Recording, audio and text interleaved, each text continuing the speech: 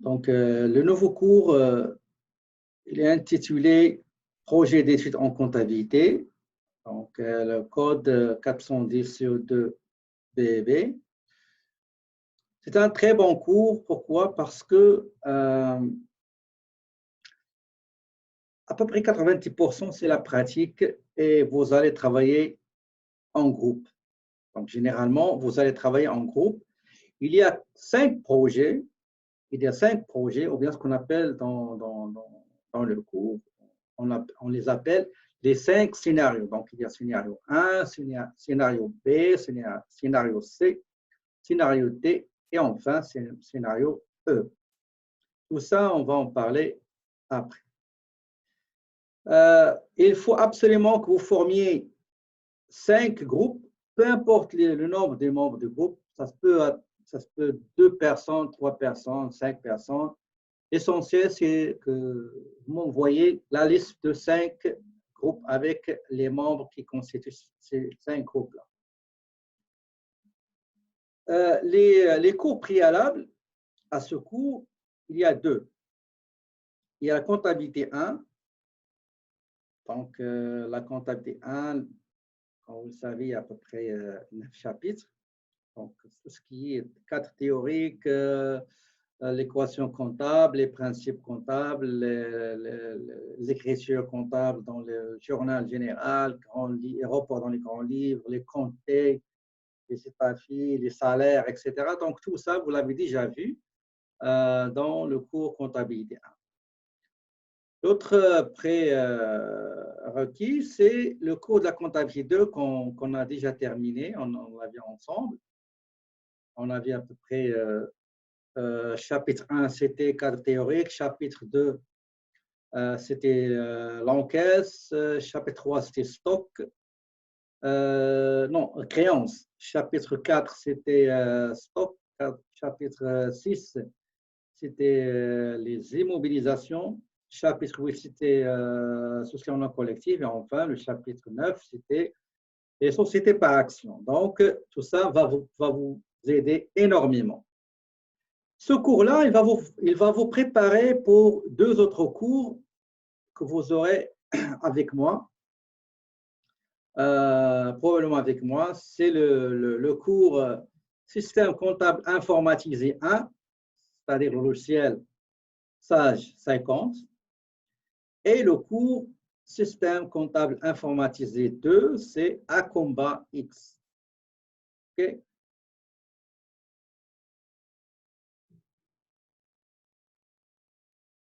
Donc,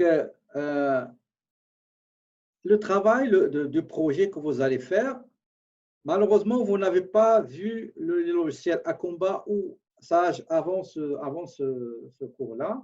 Pourquoi? Parce que le projet il est en 2 versions. Il y a une version Excel, les feuilles de travail Excel, et il y a une version logicielle, c'est-à-dire on va prendre les données et on va essayer de les travailler, faire la simulation dans Sage ou bien dans Acomba X.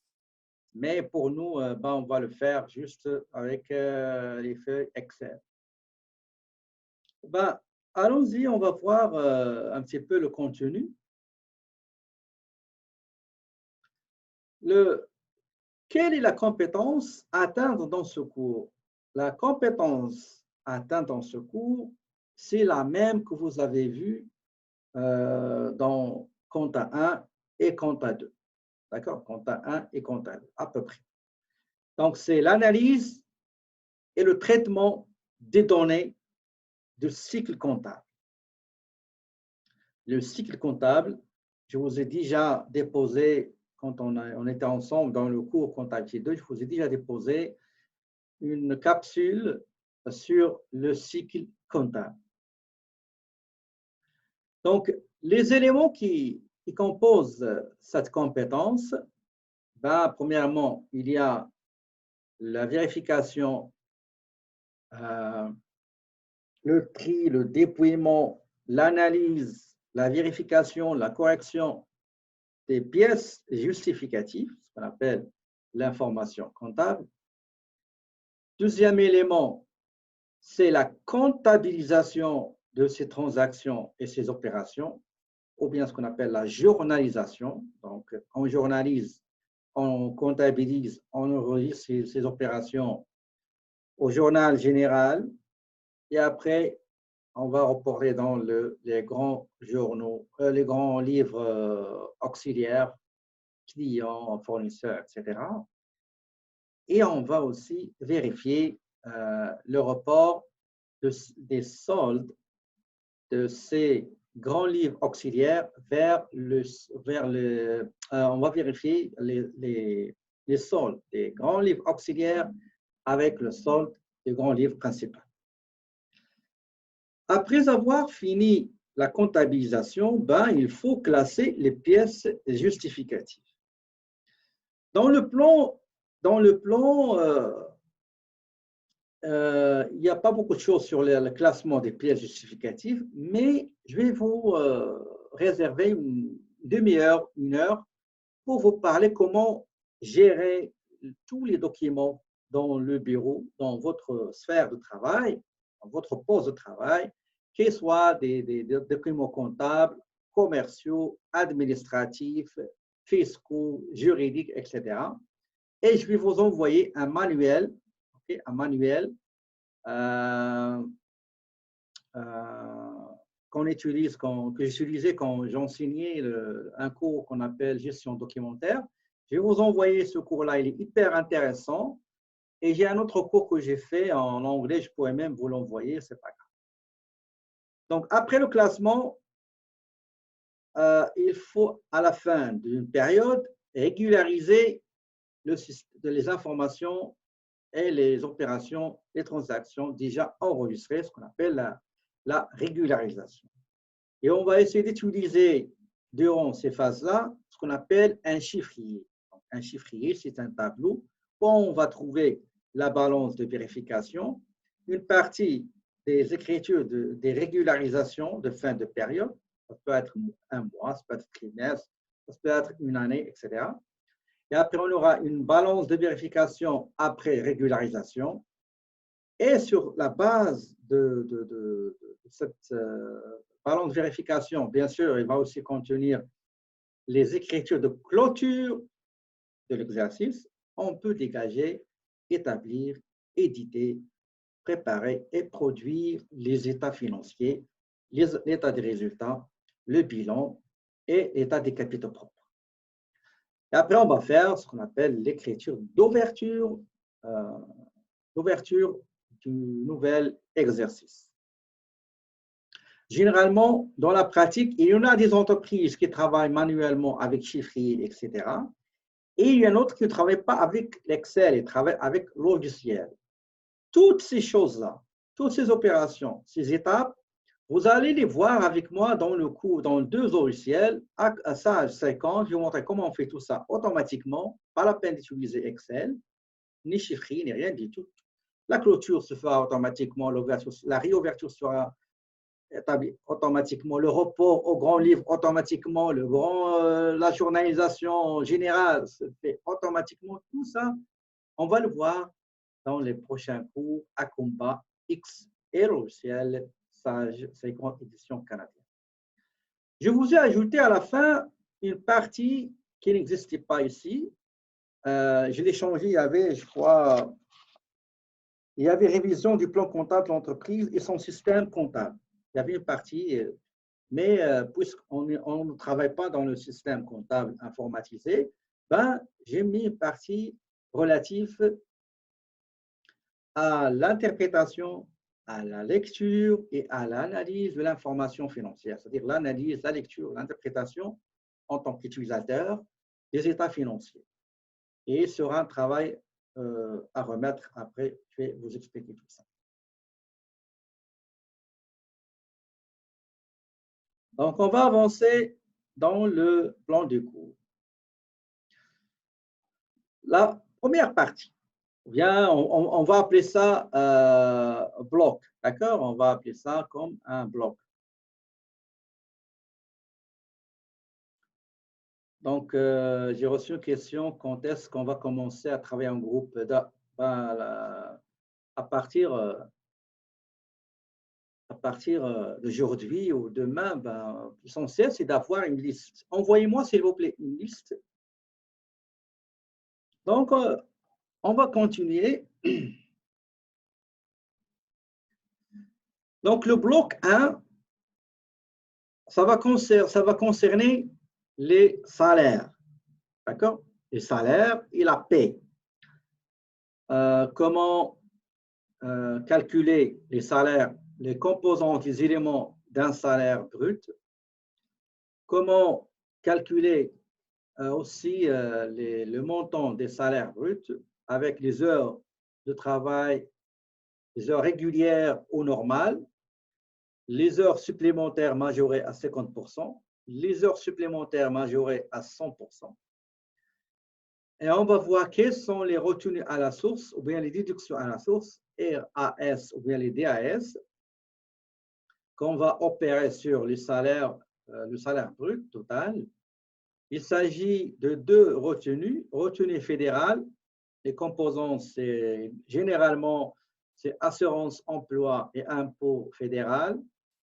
Pour ce qui est du Québec, la province du Québec, donc on aura la retenue de l'impôt du Québec, la retenue et la cotisation à Retraite Québec, parce qu'on ne l'appelle plus RRQ.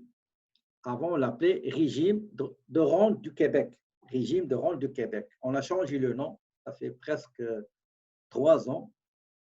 Et maintenant, on l'appelle RQ, Retraite Québec. Et on a aussi le RQAP comme retenue, Régime québécois d'assurance parentale.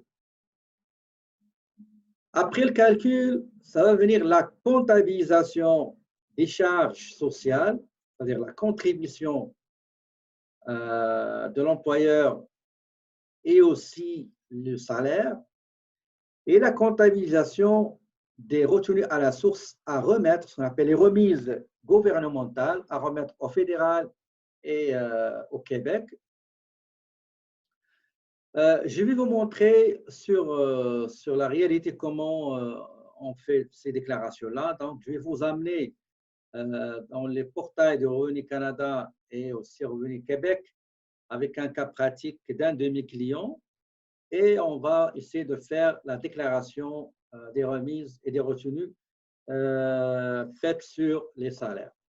Et après, on va essayer de journaliser, comptabiliser les paiements des salaires et les paiements de ces remises gouvernementales. D'accord? Donc, ça, c'est le bloc 1. Il va nous prendre à peu près 3 séances, 3 cours. D'accord? Et on va essayer de faire 2, 3 ou 4. Généralement, je ne suis pas censé vous faire des exercices. D'accord? C'est un travail que vous devez normalement faire ensemble avec le groupe que vous avez. Et vous allez réviser ensemble et vous allez effectuer le projet ensemble. Moi, je suis toujours dans le cours. Regardez, généralement, dans la classe, comment ça se passe, c'est que dans la classe, vous serez éparpillés entre 5 groupes.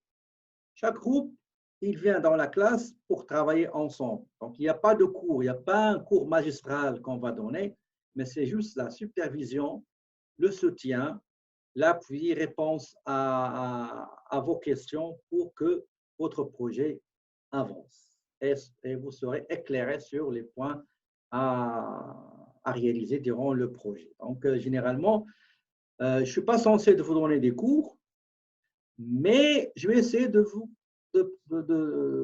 réserver une partie, un petit rappel pour vous aider et vous rafraîchir la mémoire. Ça, c'est le bloc numéro 1. OK? Le bloc numéro 2. Le bloc numéro 2, c'est les transactions commerciales. Le bloc numéro 1, c'était la transaction concernant les salaires, la paie, contributions, remises, etc. Maintenant, c'est la comptabilisation et l'enregistrement des transactions et des opérations commerciales. D'accord?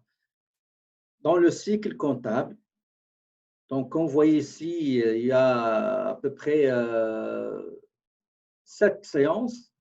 Dans les 7 séances, c'est juste, vous allez travailler dans les 7 séances, c'est-à-dire, imaginez, vous êtes dans la classe. Donc, durant 7 séances, vous allez travailler en groupe.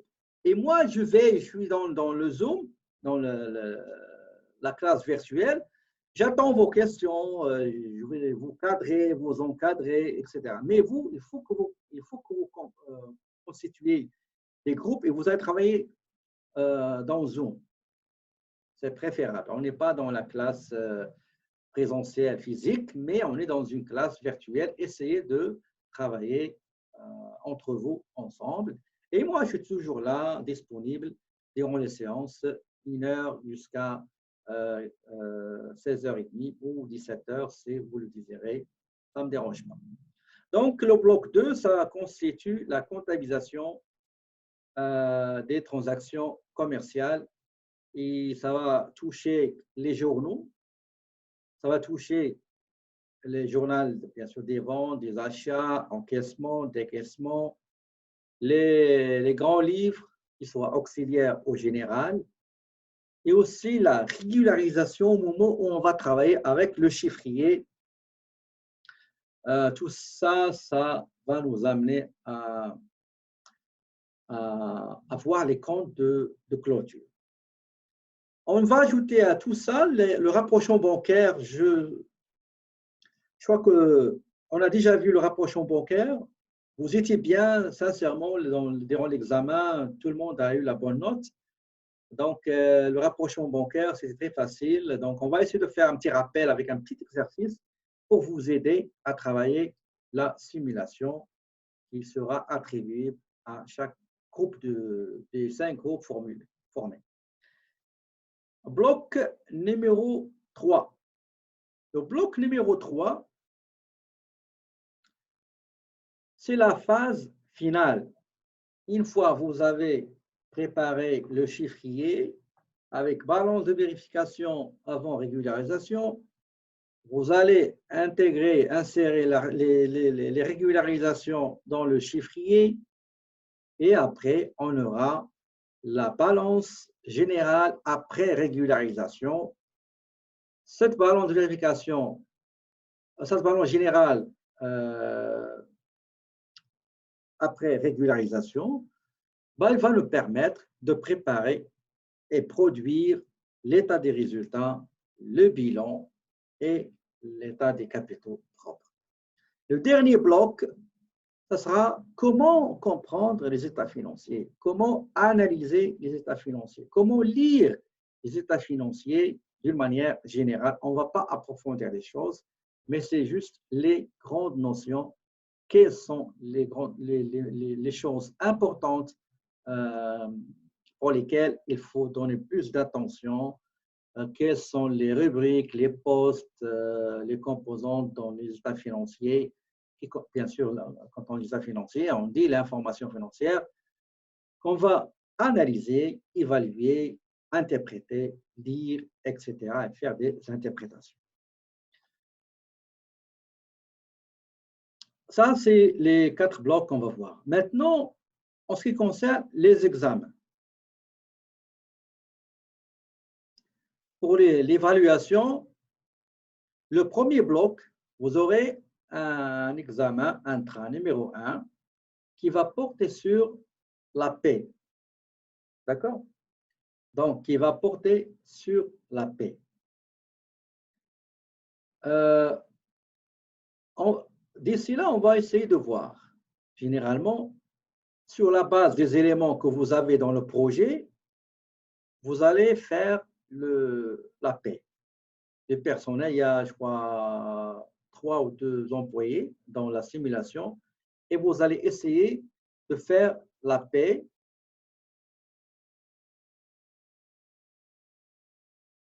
Est-ce que nous allons étudier plus avec détail? Non, non, non, non, non, non, non. Je vais juste faire un petit rappel, 1/4 d'heure, pas plus, et je vous laisse travailler en groupe. Donc, au début, dans les prochains cours, on va rentrer dans la salle virtuelle, on va discuter un petit peu, 1/4 d'heure, 20 minutes, une demi-heure maximum, et je vous laisse travailler et j'attends vos questions, etc. D'accord? Donc, c'est comme ça que ça va se dérouler, ce cours-là. Préciser un peu plus le travail que doit faire. Ben, je vais le faire comme j'ai dit, je vais vous expliquer ça à la fin. Je ne peux pas vous expliquer une chose tant que vous n'avez pas des notions sur ce que vous allez faire. Donc, quand on va terminer la revue du plan de cours, vous serez en mesure de comprendre facilement et assimiler rapidement qu'est-ce que vous devrez faire dans vos simulations.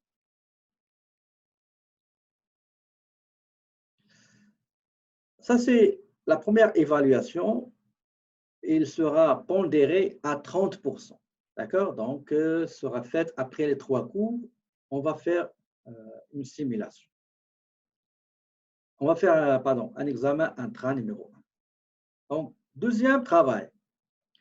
Le deuxième travail, c'est le plan de cours que j'ai trouvé. Donc, c'est écrit quiz concernant la simulation comptable, analyser de façon pertinente l'information comptable.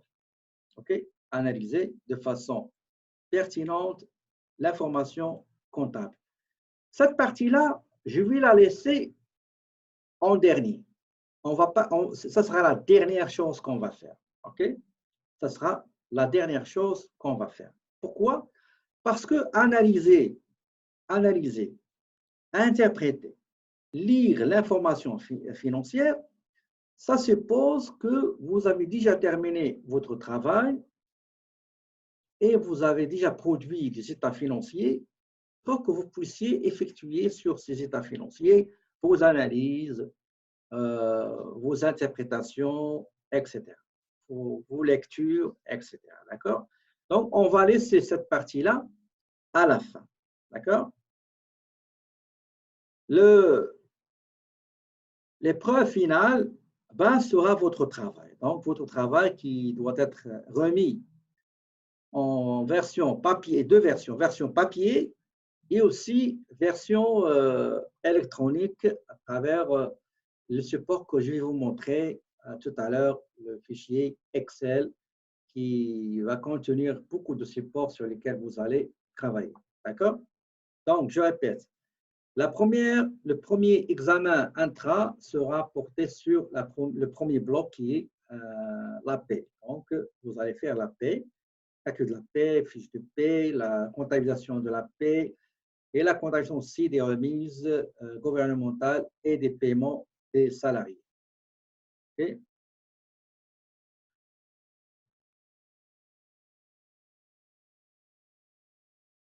Donc, le premier bloc sera l'examen intra 1. Le deuxième bloc, ce sera l'analyse de l'information comptable, mais on va la laisser à la fin du cours, à la fin. Et le grand bloc le plus important, c'est votre travail que vous allez me rendre sous deux versions, version papier et version chiffrier électronique, c'est-à-dire Excel. Okay? Maintenant, on va aller voir le matériel obligatoire. OK, attendez, je vais vous montrer le matériel obligatoire, c'est celui-là. D'accord?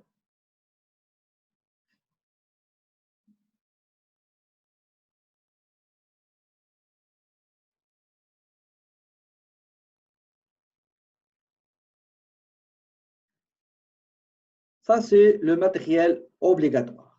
D'accord? Le matériel obligatoire, il est composé par 3 volumes obligatoires. Il y a tout d'abord la comptabilité 1, le manuel, ça vous l'avez déjà acheté, vous l'avez déjà parce que vous l'avez déjà fait, la comptabilité 1, analyse et traitement de données du cycle comptable. Ça, c'est le premier. Le deuxième, c'est comptabilité 1, feuille de travail, 8e édition. Et la simulation comptable Octopus, c'est un volume qui est très important. C'est dans cette simulation que vous allez trouver les pièces comptables, les pièces justificatives. Ça fait 2 semaines, je vous ai demandé, quand je vous ai envoyé le plan de cours, je vous ai demandé d'aller acheter ces volumes chez l'éditeur Chénier. OK? Je ne sais pas, est-ce que vous l'avez déjà acheté ou non. Regardez les feuilles de travail que vous avez sur papier, ça va prendre beaucoup de temps. À moins que vous les imprimez vierges et vous allez faire des écritures à la main, c'est préférable pour pratiquer. Et après, vous allez saisir sur le fichier Excel. Regardez, ça c'est la table de matière. C'est ça la base de données, ok, bien, ce qu'on appelle feuille de travail. Vous avez le journal des ventes, vous cliquez, vous serez dans le journal des ventes. Je clique sur journal des encaissements, je suis dans les encaissements. Je clique sur journal des achats, je suis dans le journal des achats. Je clique sur, par exemple, le chiffrier, je suis sur le chiffrier. Regardez le chiffrier. Vous avez le chiffrier de la compagnie École de plongée Octopus. Vous avez ici les numéros de compte, les comptes, la balance de vérification, débit crédit, les régularisations à faire à la fin de l'exercice 2017, la balance de vérification après régularisation, état des résultats et l'état des capitaux propres et le bilan. D'accord? On va revenir par exemple à la table des matières. Donc, vous avez les taxes, vous avez le journal des ventes, vous pouvez l'imprimer,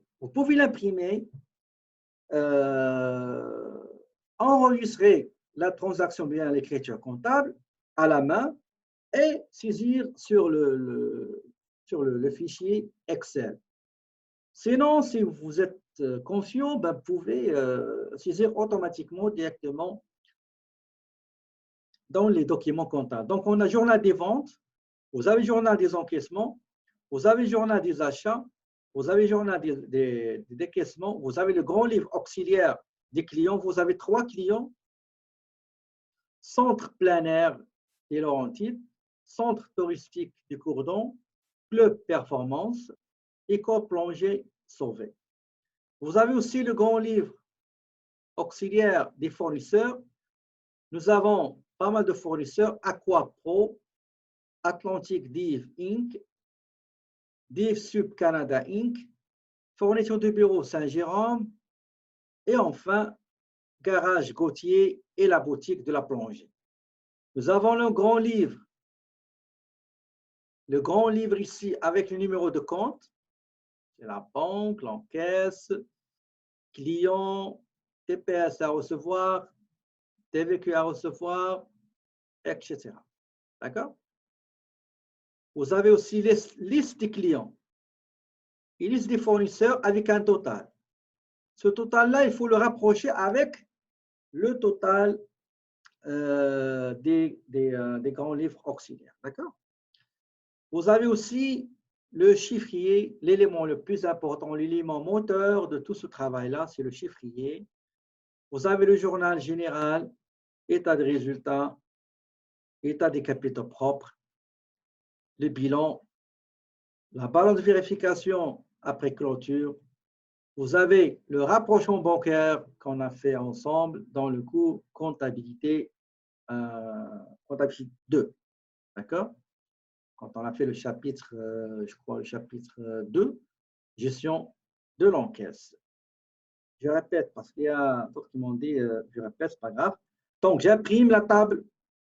Pourquoi imprimer? Parce que le travail est comme ça. Ben, il faut 2 versions. Il faut version papier et version Excel. D'accord? Donc, c'est ça.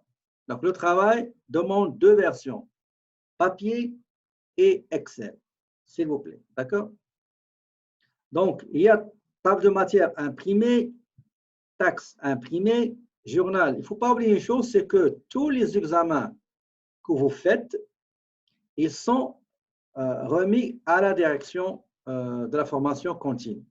Donc, le dossier académique va contenir tout ce que vous faites dans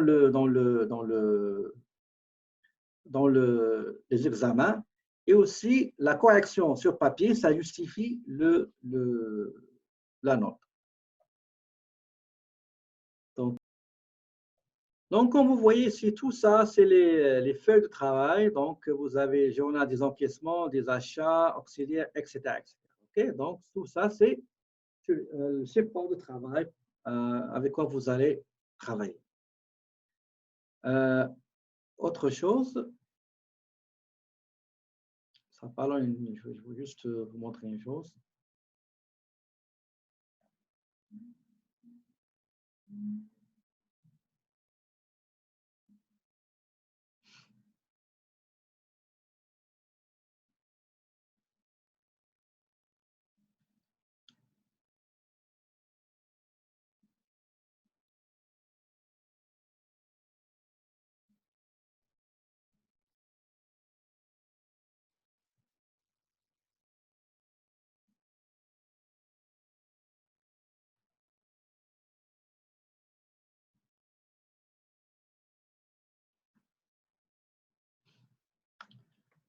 Voilà un petit résumé du plan de cours. Donc, qu'on a dit, c'est l'analyse. Donc, il est 14 heures. Donc, je vous donne une pause. Attendez, je vais vous donner une pause de 15 minutes. D'accord? Et après, on va je vais parler un petit peu des blocs et des contenus des projets. Ça marche? Donc, on voit ici, le bloc 1, ça va concerner les salaires. D'accord? Donc, ça va concerner les salaires. Je vais essayer de faire un petit rappel sur les salaires, pas plus de 20 minutes, et je vous laisse travailler. D'accord? Donc, vous l'avez déjà vu tout ça dans comptabilité 1. On ne va pas perdre du temps à revoir longuement ces notions-là. Juste, je vais vous faire un petit rappel sur la législation du salaire, de la paie, comment on détermine les salaires bruts, comment on calcule les retenues à la source, soit des impôts fédéral, assurance emploi, régime de pension de Canada, retraite Québec, impôt Québec, régime québécois d'assurance parentale. Vous n'avez pas vu le salaire? Comme j'ai dit, ça c'est un modèle de fiche de paie. Je vais vous montrer une autre chose, ce ne sera pas long. Ce sera pas long. Attendez, ce ne sera pas long. Regardez ce logiciel, on va le voir ensemble. La partie paie, c'est très simple. Ça, c'est le logiciel, on va le voir après. Mais la théorie, c'est ça la théorie. Regardez, je vais vous montrer la théorie. Nous avons un salarié. Attendez, ce ne sera pas long. Je vais fermer.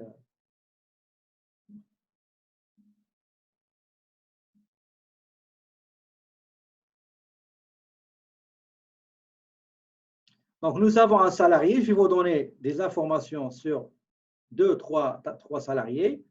Les informations personnelles, la table d'impôt de la province du Québec, le taux de l'assurance emploi qui est normalement 1,2, non pas 1,4, les heures normales, régulières, les heures supplémentaires majorées à 50% et celles majorées à 100%, taux des vacances, on va discuter les différents taux de vacances. Et après, quand on va expliquer un petit peu les composantes du salaire, on va aller voir comment on fait une paie. D'accord? Comment on va faire une paie comme celle-là, je vais vous montrer celle-là tout de suite, en parlant. Ça, c'est une fiche de paie. On va faire un petit aperçu tout de suite, en parlant. Voilà. Ça, c'est une fiche de paie. C'est une fiche de paie avec le chèque de paie, avec,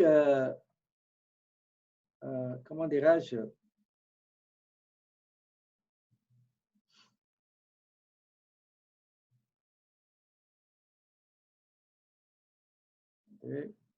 parlons.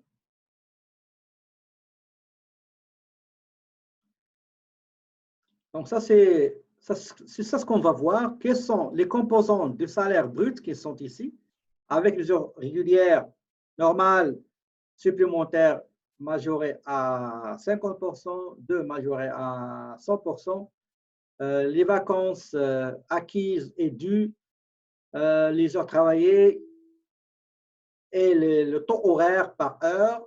Et on va voir quels sont les retenues à la source, impôt fédéral, assurance emploi, régime québécois d'assurance parentale, retraite Québec, le total des retenues, etc. Et on va voir, ça c'est la partie de préparation et calcul de la paie. Deuxième chose, parce qu'il y a trois phases. Première phase, calculer la paie. Deuxième phase, ou bien étape, ou bien stade, c'est l'écriture comptable. C'est celle-là. Je vais vous la montrer tout de suite, là. Ce ne sera pas long.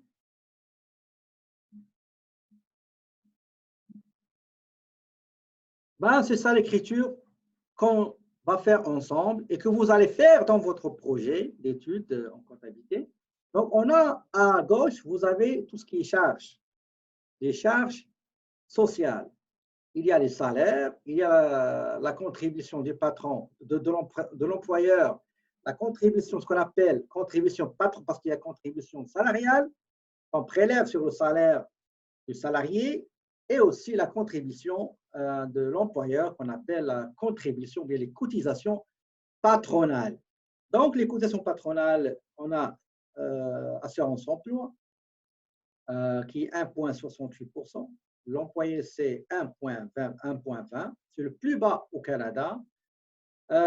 Régime québécois d'assurance parentale, pour l'employé, c'est 0,496. L'employeur, c'est 0,692%. La CNSST, c'est une contribution. Il y a un taux moyen. Généralement, il y a toute une liste. Je vais vous envoyer tous ce qu'on appelle les primes de cotisation. Mais on va travailler avec ce qu'on appelle un taux moyen qui est 1,85%. Nous avons aussi Retraite Québec qui est 5 points quelque chose pour l'employeur et l'employé. Et aussi le Fonds des services de santé qui est, ça dépend, il y a 1,25, 1,65 et 4,60, je crois. Je vais déposer sur l'IA une grande bibliothèque de documents utiles pour la paix, qu'ils soient fédéral ou Québec, d'accord, qui concerne 2020, tout ce qui concerne les taux, toutes les retenues, assurance emploi, c'est quoi les taux, c'est quoi les gains assurables, c'est quoi les montants admissibles, l'impôt, la table des impôts aussi fédérale, la table des impôts Québec, les taux pour retraite Québec, les taux pour régime québécois d'assurance parentale, tous les taux de 2020 de la Commission des normes de l'équité de santé et de la sécurité du travail et aussi le fonds des services de santé. Je vais vous envoyer un grand paquet bien plein de ce qui concerne la paie et je suis sûr qu'ils vous seront très, très utiles ces documents-là. Donc, c'est ça. Donc, les charges sont là. Et le côté passif, c'est les salaires. Si on ne va pas payer les salaires maintenant, ben, ça sera le payable. Sinon, c'est l'encaisse. Et toutes les retenues à la source à régler, à déclarer, okay, à remettre. On appelle ça à remettre. Les remises, les retenues à la source. Nous avons les vacances à payer qu'on va remettre plus tard, quand l'employé va partir en vacances ou bien il va partir carrément d'entreprise volontairement ou bien viré ou licencié. L'assurance emploi qu'on va remettre au gouvernement qui contient deux parties de cotisation, celle de l'employé et celle de l'employeur. L'impôt fédéral prélevé sur le salaire de l'employé. Les deux cotisations de la retraite Québec, celle de l'employé et la contribution de l'employeur. Régime québécois d'assurance parentale, la partie cotisation patronale et cotisation salariale, et aussi la cotisation patronale au CNSST.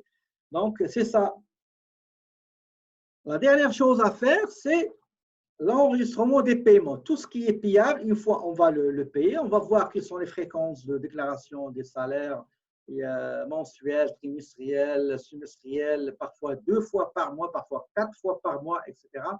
Tout ça, on va le voir ensemble. Donc, grosso modo, c'est ça la partie que je vais voir avec vous durant les 3 cours. Donc, prochain cours, donc 1, 2, 3 cours seront entièrement consacrés à la paix. À l'issue de ces 3 cours, vous serez capable de faire l'examen intra numéro 1, qui sera une étude de cas, des études de cas qu'on a vues ensemble. Donc, attendez, ce ne sera pas long, je vais vous chercher autre chose. Donc, on va revenir ici, je vois un message. Donc, l'écriture comptable de la paie, ça, le bulletin de paie que je vous ai montré tout à l'heure. Le bloc 2, deuxième bloc numéro 2, ça va concerner les transactions commerciales. D'accord? Donc, vous savez, quand vous avez un tas de documents, de pièces justificatives, la première chose qu'il faut faire, c'est de les trier et les trier par nature. Par exemple, parfois, il y a des clients qui nous ramènent des enveloppes à l'intérieur des enveloppes.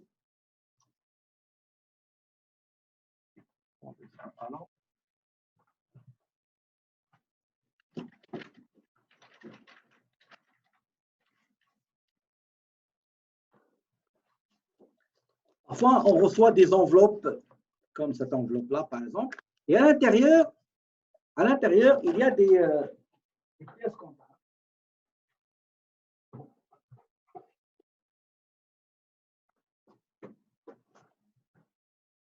Il y a des pièces comptables, par exemple, comme ça, par exemple, pièces comptables.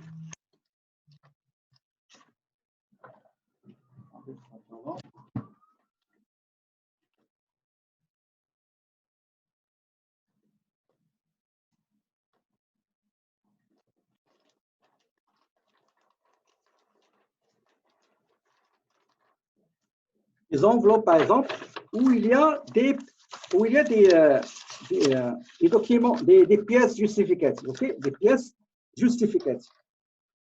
Donc, dans ce cours-là, on parle beaucoup de ce bloc-là, qui est très important, et vous avez déjà dans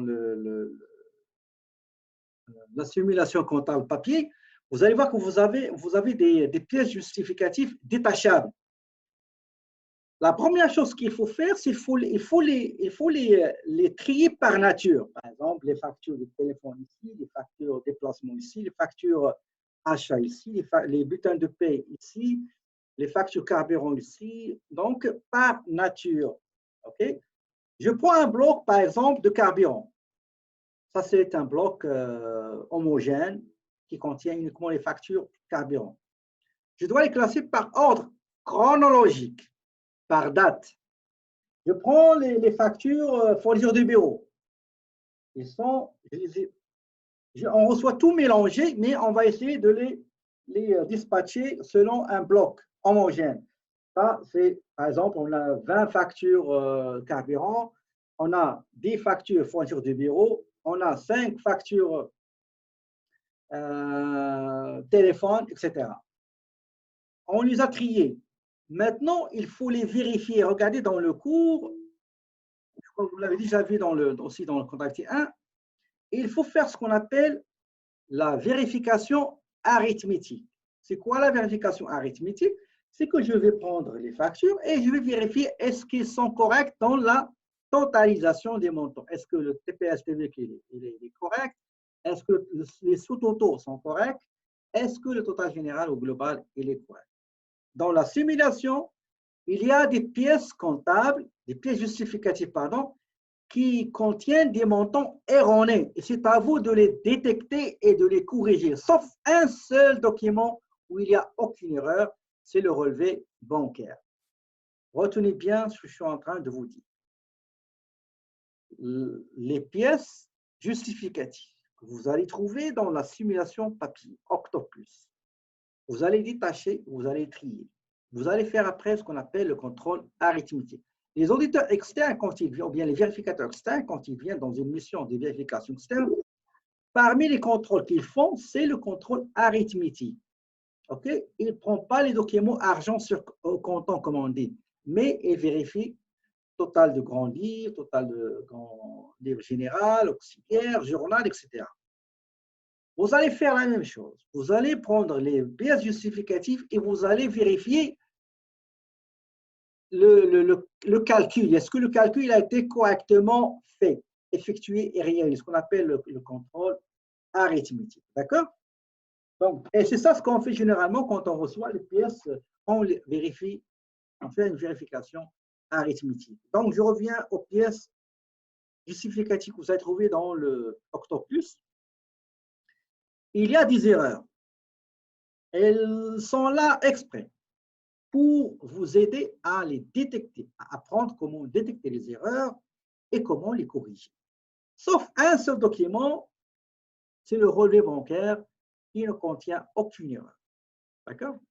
Donc, je recommence. C'est ça le cycle comptable. Le cycle comptable, c'est quoi? Je reçois les pièces, voilà. Je reçois des pièces justificatives de nos clients. On va les faire sortir des enveloppes. On va les trier. OK? On va les trier. On va dire, écoutez, ça c'est facture belle, facture virgin, facture carburant, parce qu'ils viennent mélanger, les factures sont mélangées. Une fois triées, on va vérifier, pas toutes les factures, mais généralement les grosses sont, d'accord? Une fois vérifié, qu'est-ce qu'on va faire? On va faire la journalisation, l'écriture comptable dans le journal général. C'est quoi un journal général? Le journal général, c'est le document comptable dans lequel on enregistre les transactions et les opérations au moment de leur naissance. On l'appelle généralement le livre primaire. En anglais, on l'appelle primer book. Primary book.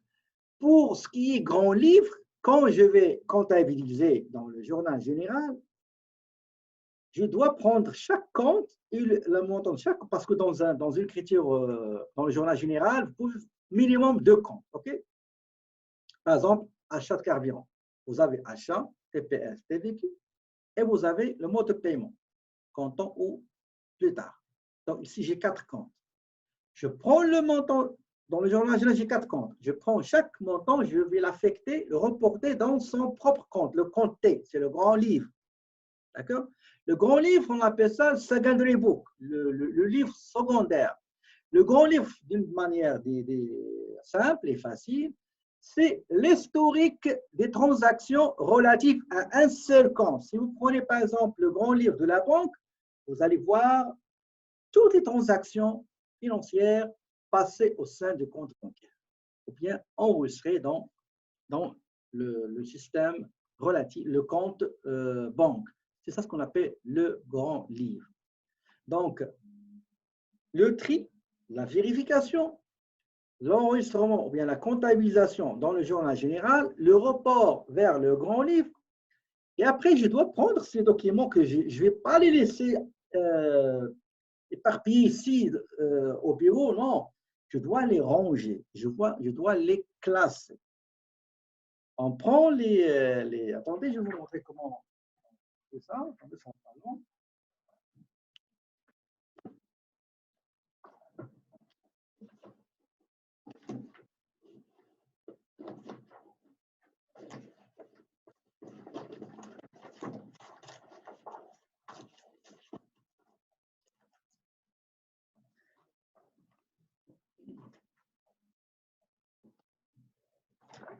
Regardez, on les classe par nature. Donc, dans les classeurs, il y a les natures. Par exemple, vous avez carburant, vous avez fourniture de bureau, vous avez loyer, vous avez déplacement, vous avez représentation, vous avez déclaration TPS, TVQ, vous avez les salaires, les remises gouvernementales, etc., etc. D'accord? Vous avez aussi le dossier juridique. Tout ça, c'est pour un client. Une fois que j'ai terminé avec les factures carburant, je vais les mettre dans, je vais chercher, ils sont classés par ordre alphabétique. Okay? Donc, ordre alphabétique des charges. Et dans le grand tiroir, ils sont aussi classés par ordre alphabétique du client ou bien des fournisseurs. D'accord? Donc, et je mets la facture ici.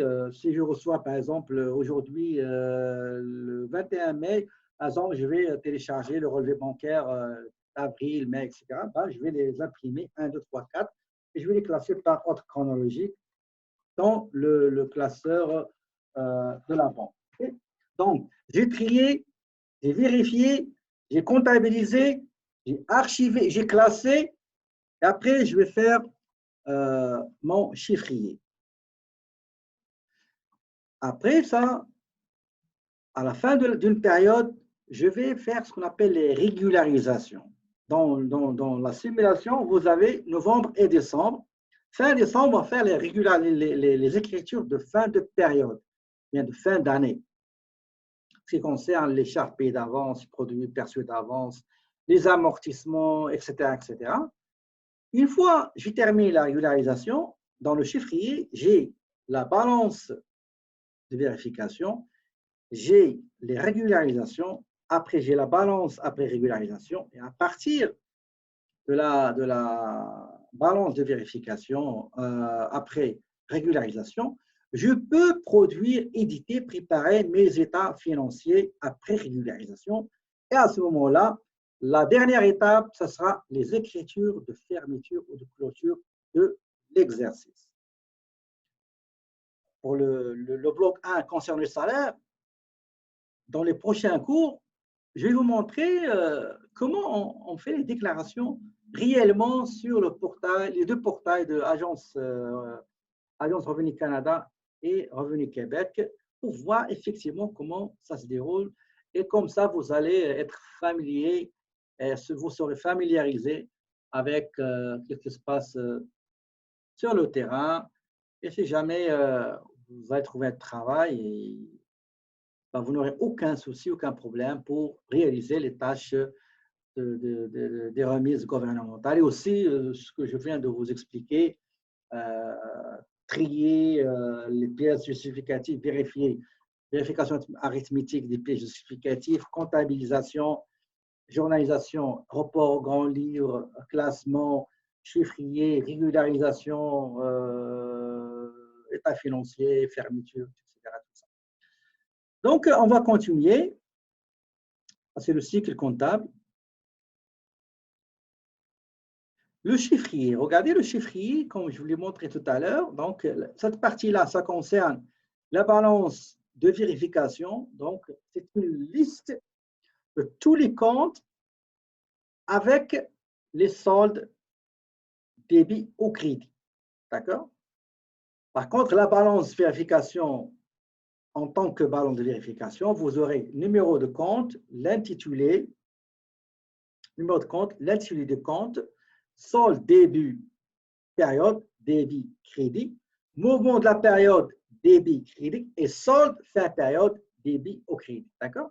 Et après, vous avez les régularisations à faire, la balance de vérification après régularisation. Et à partir de cette balance de vérification, on peut préparer, produire et éditer nos états financiers. Le bilan, ça, vous l'avez déjà vu dans comptabilité 1.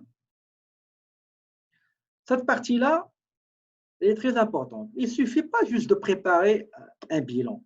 Il ne suffit pas juste de demander les états financiers et les laisser à côté de vous. Non, il faut savoir comment faire parler les chiffres.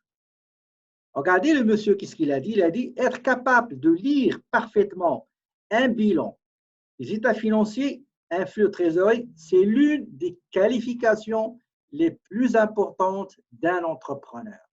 Un jour, si vous deviendrez entrepreneur, ben, vous serez obligé de savoir comment lire les états financiers. comment les analyser, comment les comprendre, comment les interpréter. C'est ça. OK? Quels sont les supports et les outils de travail qui vont vous aider à faire votre simulation ou bien les scénarios qu'on va vous attribuer tantôt.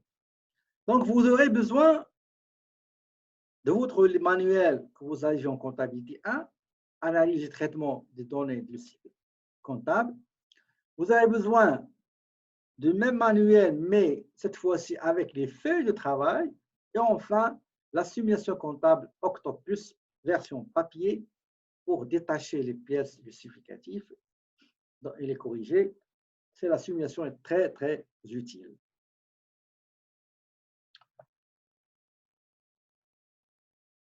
La simulation comptable.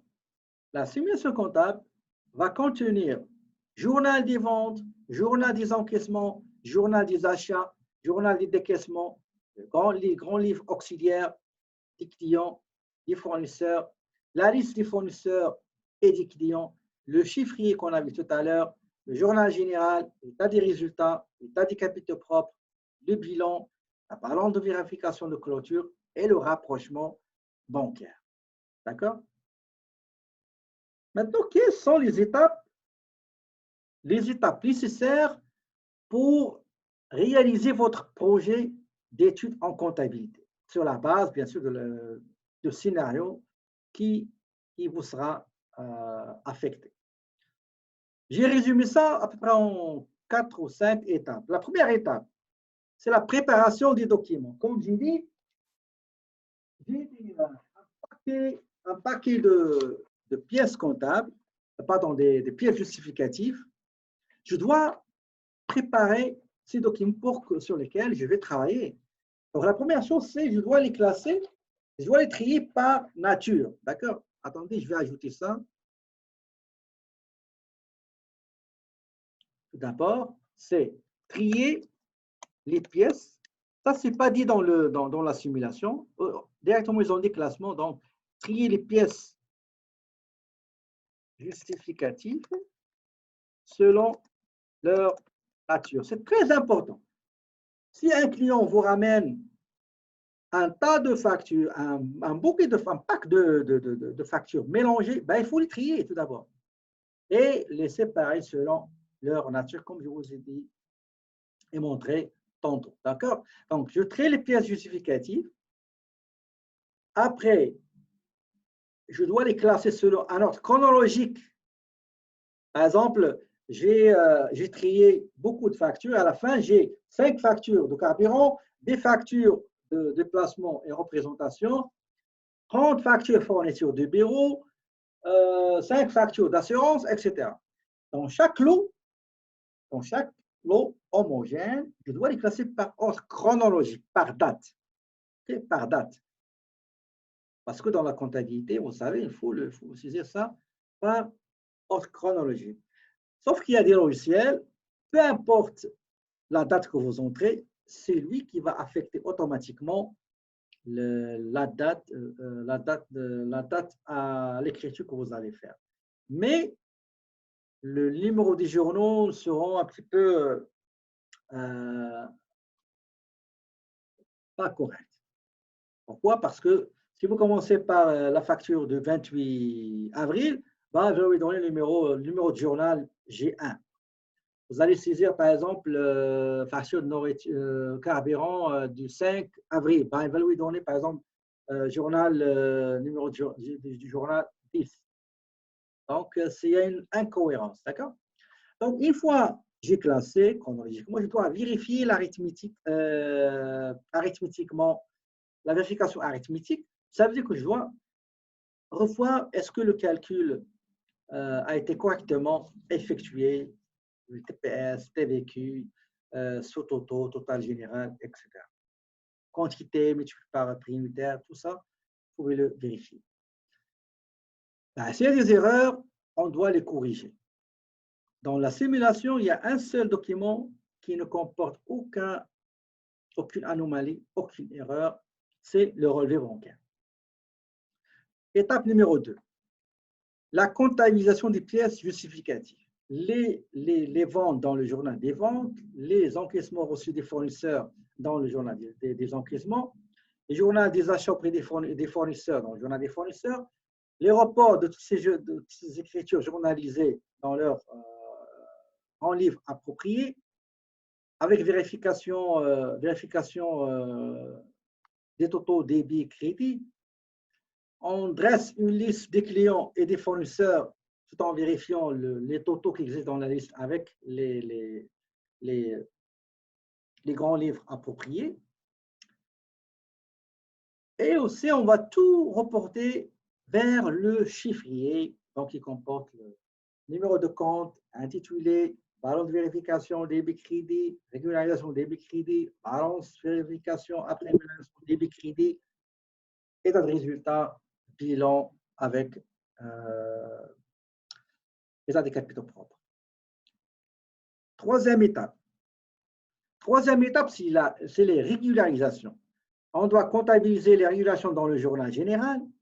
On reporte ça dans le grand livre de ces régulations journalisées. On reporte les régulations dans le chiffrier et on prépare la balance de vérification avec ces régularisations. Étape numéro 4, c'est la préparation de sa financier. Donc, on finalise le chiffrier, on prépare les états financiers en bonne et due forme. En bonne et due forme, excusez, on va l'ajouter ici. Bon. Et il y a des questions que vous allez trouver sur la simulation auxquelles il faut répondre. L'étape finale, c'est la clôture, la comptabilisation des écritures de clôture de l'exercice dans le journal général, le report de ces écritures de clôture produits et charges, et après on aura une balance de vérification après clôture. Tout ça va se faire avec la simulation selon les scénarios que vous avez qui sera affecté à chacun de vos groupes. D'accord?